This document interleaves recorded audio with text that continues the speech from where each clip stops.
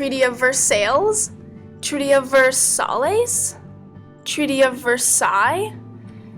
Yeah, I guess that sounds fancy enough. What the heck is that? Isn't that a Simon Schama documentary? Actually, it all started in World War I. The Great War, as they called it, started in 1914, when the Serb assassinated the Archduke of Austria-Hungary. Germany was like, "Nuh-uh, that's my ally." So basically, Germany had this excuse to fight everyone, but was defeated. Austria-Hungary, Germany, the weak Ottoman Empire, and some other smaller nations were part of the Central Powers. Opposing them, the Allies consisted mainly of Britain, France, Russia, Italy.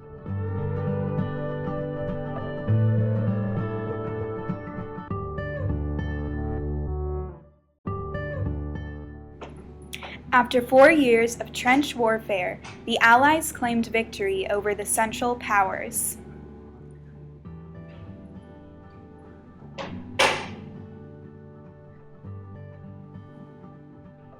The Treaty of Versailles, as well as many other documents, concluded the war in 1919. The treaty was presented to Germany on May 5th and was eventually signed on June 28th.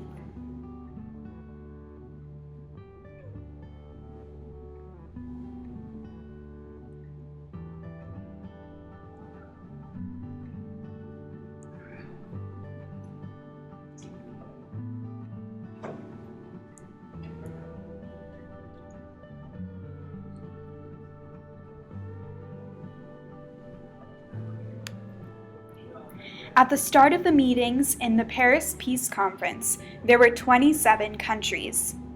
This quickly dwindled to 10 representatives from 5 countries: the United States, Great Britain, France, Italy, and Japan. The so-called Council of 10 evolved into the Big Four,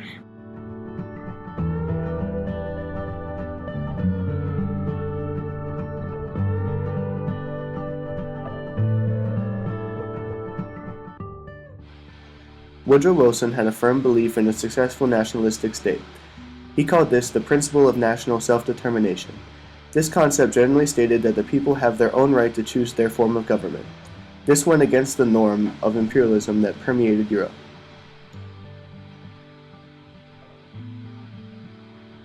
Ironically, the United States never accepted the Treaty of Versailles because of 2 main reasons. President Wilson suffered from a severe stroke and was not able to advocate the treaty during its time in Congress. Wait, he didn't die! The other reason was that the Senate's Republican majority opposed the idea of the League of Nations, which was part of the treaty. The League of Nations, officially created on January 10, 1920, was supposed to be a permanent international body committed to maintaining peace around the world.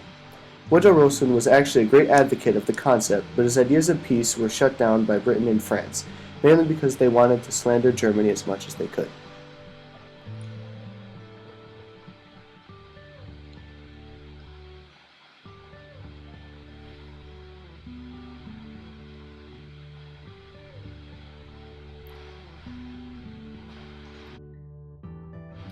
These 2 countries especially were more determined to obtain money and territory from Germany rather than obtain peace in Europe.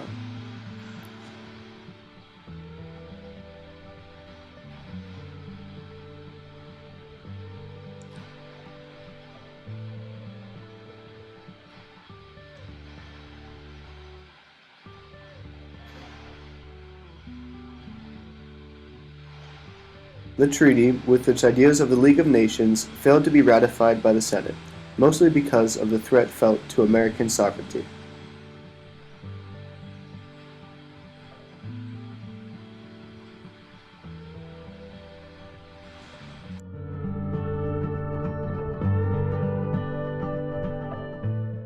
Wait, why is it such a big deal? What did the treaty even say?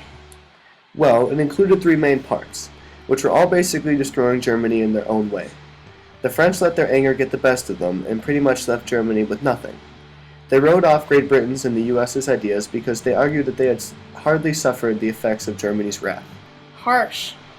Actually, Germany caused so much damage in Europe that it's lucky that it got away without sacrificing any more. However, the thing about the 3 parts of the treaty is right. They all hurt Germany individually. There's actually one more part. The fourth explained the establishment of the League of Nations, but we already talked about that. Let me break it down for you. First off, Germany was to take all war guilt. What does that mean? Germany was to pay money to other countries because of the damage done during combat. France demanded much compensation due to the fact that most of the battles were fought on French soil. Britain requested payment, however, not much was done to the island. Germany had to pay up to $33 billion, but this number was soon decreased. However, the nation was unable to pay this amount for it had a failing economy since the war ended. Germany attempted to print new money, but this caused major inflation within Germany. The Allies understood that Germany would not be able to pay the great sum, so they insisted that it should accept the moral responsibility for all of the war and understand the consequences.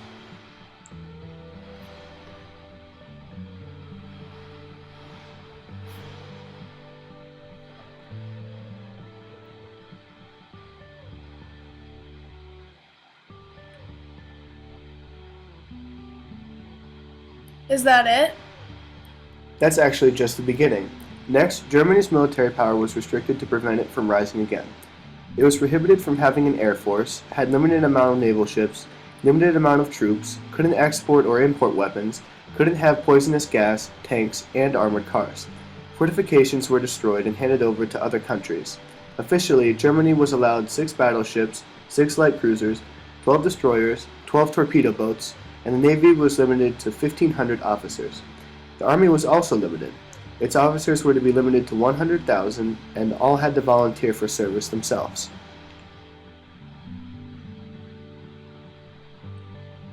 Wow, France really hated Germany. Yeah, they did, but there is still more. Germany lost a significant amount of territory. This land was given to France, Denmark, Poland, Czechoslovakia, and Belgium. Woodrow Wilson was concerned with the separation of Germany and its citizens. He believed that transferring Germans to new governments in Europe would be a great mistake because of the differences in language and culture. Because of this, the Allies tried to select groups to protect themselves to protect the interests of the populations concerned. However, Britain and France did not apply everything Wilson previously stated. France obtained territories such as Alsace, Lorraine, and the German coal mines in the Saar region.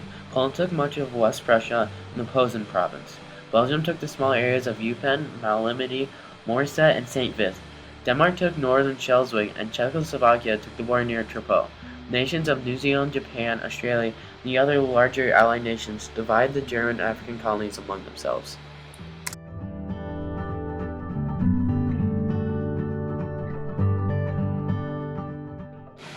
The main powers, mostly France and Britain, did not allow for much input while writing the treaty. Many smaller nations were left out of the process, and Germany was not included at all until it was asked to sign the agreement. The Allies believed that they had to establish their own position on the peace terms before instituting anything significant with the enemy.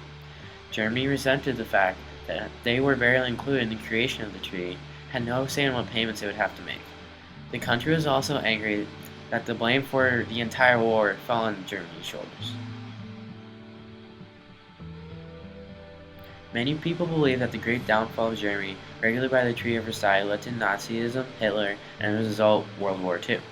However, others think that the Treaty of Versailles had nothing to do with Nazism, specifically because there had been many other treaties of its kind that did not pose any extremist outcries. When Hitler rose to power, he gained followers by explaining to the German citizens that all the German people had to be united once again within one nation, and that the population should continue to grow.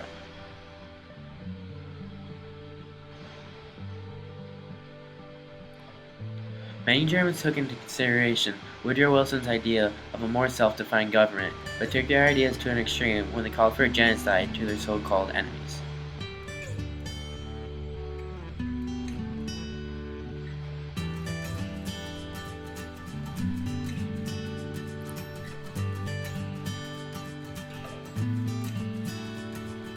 Oh, sorry. Too soon?